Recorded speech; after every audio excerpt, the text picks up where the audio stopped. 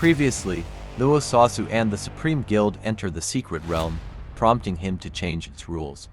Chen assured Su he would keep her safe, but when they reached the Guardian and found Luo waiting, Su was happy to see him.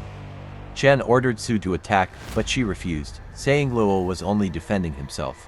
Frustrated, Chen offered money to his guild, urging them to attack Luo, who swiftly defeated several members. Just then, arrows rained down on the Misty Rain Guild, and Luo thought it must be that guy again. Now to this week's chapter. Suddenly, a group of players surged forward at the command to attack. One member shouted they'd take down a few for some easy money, only to be met with a quick response to stay quiet and focus. Luo stood still, wondering why these people were here and how they had ruined his plan as they dashed past him. He watched as the Misty Rain Guild was attacked by the other group, questioning why these people were even helping him. Just then, he heard a voice proclaiming that the Misty Rain dared to lay a hand on one of his own. Turning, he saw it was the Supreme Guild, led by their confident leader, Liu Yao, gripping the hilt of his sword. Liu Yao assured Luo there was nothing to fear, declaring that the Misty Rain Guild was nothing more than a swarm of ants to him. Luo felt a mix of confusion and slight annoyance at seeing Yao again. He thought about how Yao had a knack for making things a bit more complicated each time he appeared. Yet Luo understood that Yao was only trying to help. Meanwhile, as the battle raged on, Chen shouted in anger, demanding to know why Liu Yao was attacking his guild. Insisting he never targeted anyone from the Supreme Guild, Liu Yao simply smiled, replying that he was bored and had heard something intriguing.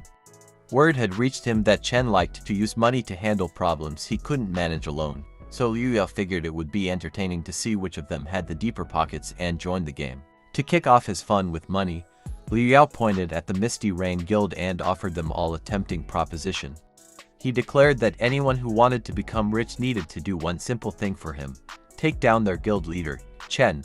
In return, he would reward them with $1 million. The mention of such a large sum caused the guild members to stop in their tracks, their attention fully captured by the promise of the money. Feeling the killing intent and the eyes of greed from some of his guild members, Chen turned around, his anger flaring. He declared that if any of them dared to betray him, they would become enemies not only of the Su family but also the Chen family. He hoped the weight of these powerful families would be enough to stop most of them from turning on him. However, Chen knew there were always greedy individuals among them, and he needed to come up with a plan to get out of this situation. Suddenly, a massive killing intent filled the air, and the ground trembled.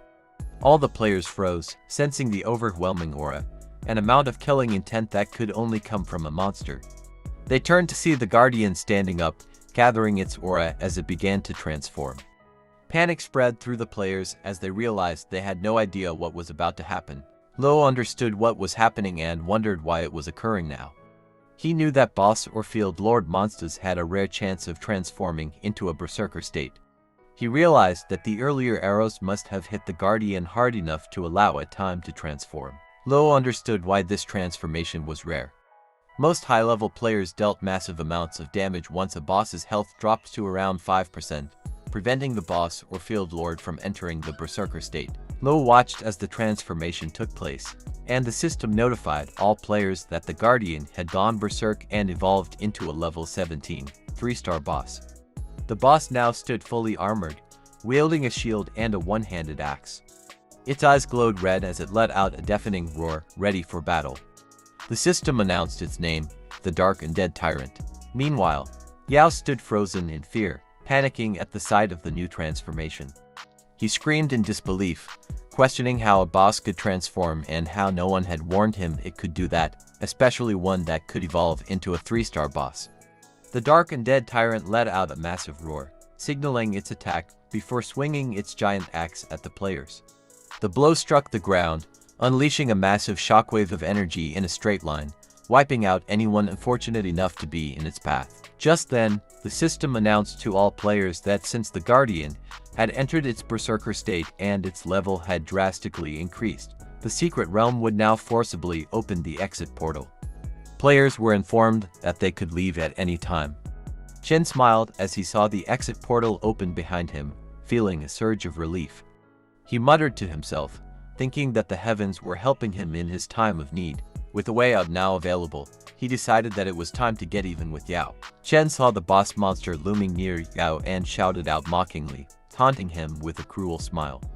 He mocked, suggesting that since Yao wanted to play games, perhaps they could play a new one. Who could survive the boss? With a sinister grin, Chen pulled back an arrow, his fingers tightening around the string as he began to charge the shot. He told Yao that he would take the first turn in this game and warned him to get ready because the fun was about to begin. As he fired the arrow, a dark satisfaction filled his mind, knowing this attack would be his revenge on Yao for everything that had happened today. His smile twisted with malice as the arrow sped toward its target, a chilling promise of what's to come. The arrow hit the boss on its shoulder, and Yao, sitting on the ground next to it, could only watch in shock. The boss roared in anger, feeling the impact on its left shoulder, and turned to see where the attack had come from. It locked eyes with Yao, who was sitting there, and instantly assumed he was the one who had attacked. The boss's rage intensified as it charged toward him. Yao, realizing what Chen had done, understood the game he had set up, which was who could survive the boss. Chen had deliberately hit the boss to lure it toward Yao, using him as bait for his own twisted amusement. Yao was frozen in place, gripped by fear and panic as the boss charged toward him, its massive axe raised. He could only scream for someone to help him. Just then, a voice rang out, ordering their silver-armored scorpion to block the attack heading for Yao. Luo's pet appeared, standing over Yao and doing its best to protect him.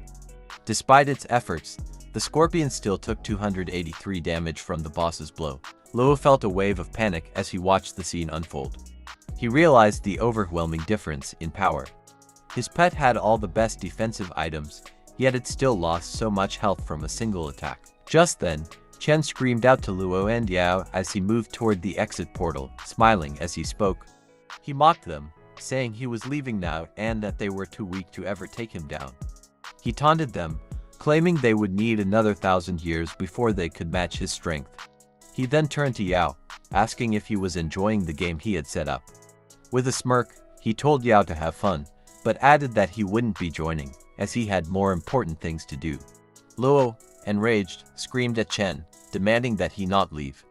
He thought about how he had set everything up to take Chen down, knowing that if he didn't act now, Chen would continue to harass him in the future. But just as he was about to act, he heard Yao scream for help again. Turning back, Luo saw his pet being pulled away from Yao, and the boss looming over Yao. The boss stared down at him, its eyes burning with fury, finally reaching the person it believed had attacked it. Still looking back, Luo realized he could only use his teleport skill once more.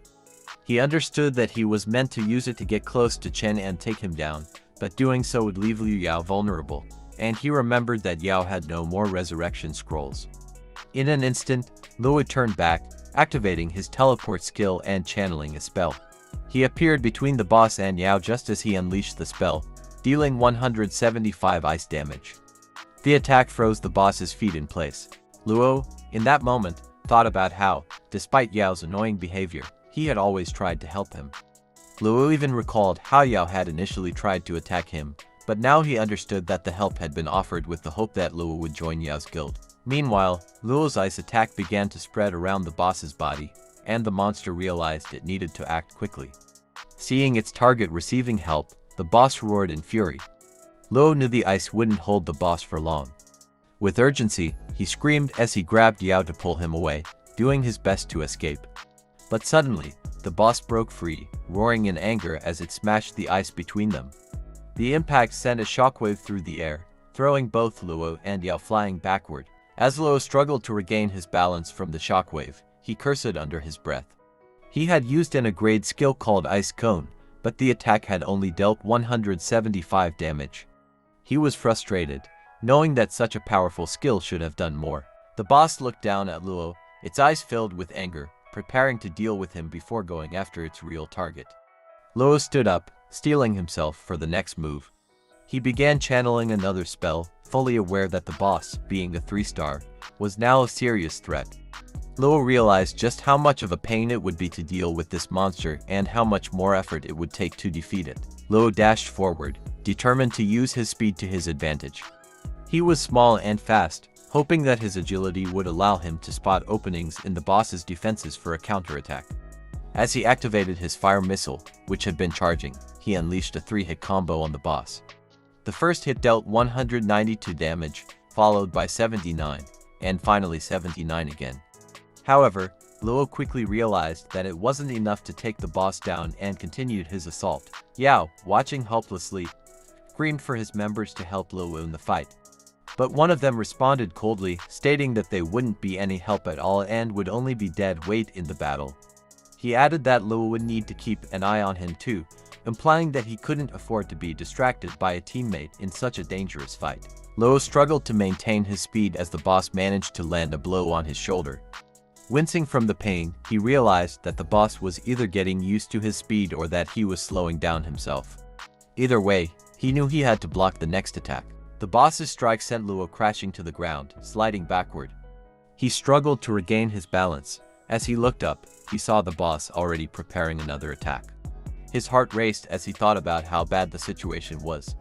He had few options left, and the time to react was quickly running out before the next strike landed. Thanks for watching. If you enjoyed it, please subscribe and like. It really helps me out.